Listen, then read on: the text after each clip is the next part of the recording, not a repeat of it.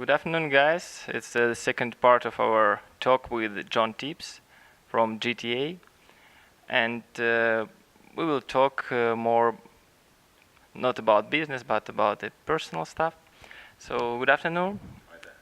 And first question I want to ask you is what about your motivation to be here to teach students, and is it any kind of awareness of your brand among students, bonding or something else? No, it's because I am committed to the legacy project of Sochi. This means a lot to me. I've been working in this city on the Olympic project since it was first conceived in 2005. So to be carrying on working here means a lot to me. I also used to be a school teacher, so for me to be doing academic work in my professional work is a nice way of keeping in touch with my past background when I was involved in academia. And I certainly don't do it to boost my awareness or brand, although I have done a few tweets this week. And what about managing between practice and theory? As we had these classes, it was really useful, really practical, not much theory. How you manage this in your work? Well, I'm a big believer that you guys can get all the theory you want online. It's all there, all the books. You know, you can keep researching theory till you are an old man. I offer something which is slightly different insofar as if you guys want a career in sport, then I am coming in saying, here is how it really works. This is the real life. This is the real practical side of things. And you can apply the theory that you get online to it and make all that work for yourself. So I just want to come in and offer it a slightly different approach, which hopefully is of benefit to you and helps you see things in a different way. Okay, let's talk about your career. You're one of the most successful, probably in our program, one of the most successful teachers. And I want to ask you which milestones you can show us in your career. What was important? What is your educational background also? Well, I began life leaving school, going to university. I became a physical education and geography teacher and taught in a boys' private school for 6-7 years. And before I was 30, I realized I have a chance to get out now and do something different, but after 30 it may be too late. So I decided to give it a go, and I managed to break out and get from teaching into sports marketing. I worked for a sponsorship company, literally picking up the phone and selling sponsorship over the phone for Formula One teams, for football teams. That's what I did when I left teaching. I was very quickly aware that I could be selling double glazing, I could be selling insurance. It made no difference. Even though the subject was quite sexy, actually it was the same as selling insurance. And when people were saying no, like marketing directors of big companies, I found myself saying, well, what are you interested in doing? What would you like to do if you don't want my Formula One package? And they would say, well, we're looking to target housewives, or we're looking to target young children, and here's our messages. And I found myself taking what we would call a brief. And I would then think, I'm sitting here on a brief from someone with a budget of $1 million. And so I would then go away and start coming up with ideas and how to create opportunities, sponsorship opportunities that would meet that brief.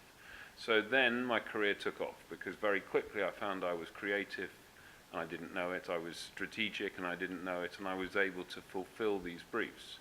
And I started building up more and more clients. And then I got headhunted to move into public relations with one of the biggest PR firms in the world. I set up a sports division for them, and then worked for another big PR firm. And in 2001, I left and set up on my own. 2002, I set up on my own as a consultant, and then set up JTA as a limited company in about 2008. And we've grown from being quite a small little outfit with 3 people now to 16, 17 staff and 2 or 3 offices, and we're billing about $3 million in fee. Everything is clear. And in these terms, I want to ask you about the role of sport in your life, in your career. You said that before it was not important for you. Will you sell insurance or sport product, but does it change with time, and now it's different? And why did you choose exactly sport? I said the selling sponsorship packages was no different from selling insurance, because in the end you're picking up the phone saying, will you buy my product? And they were saying, no, I won't, and that would be the end. So it could have been anything I was selling. Working in sport is a huge honor, and I wanted to stay working in sport. I love sports.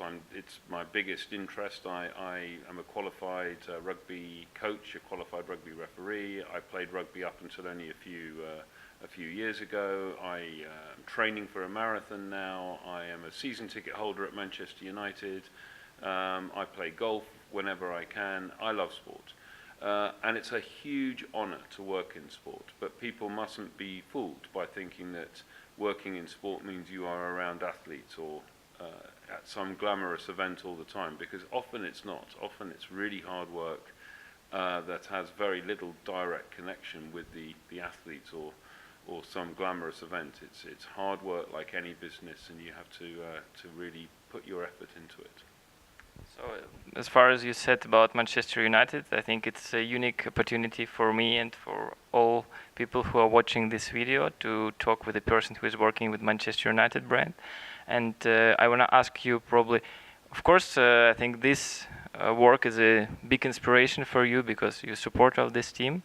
How you can evaluate the how team performs last years, and the work of management staff of Ed Woodward, who becoming more successful with time, and these transfers like Pogba with such huge money, how it damaged the brand, or it's fine for Manchester United at that moment.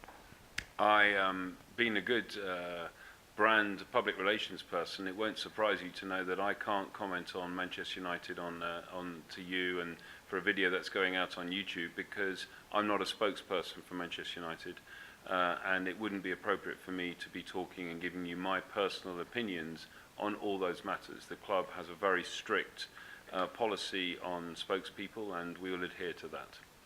Okay, thank you for this answer anyway. Then come back to your career. You said about some milestones, and you said also that you were looking for recognition in the beginning. What was your first recognition? And after this recognition, your motivation was changed, or you started to look for another things which motivated you? Yeah, everyone has different drivers in life. Everyone has different things that make them get out of bed and want to go to work in the morning. Mine was very, in the beginning, when I was a teacher and when I left teaching, it rarely was to do with money. Sometimes I regret that. I wish I had been more aggressive going for money.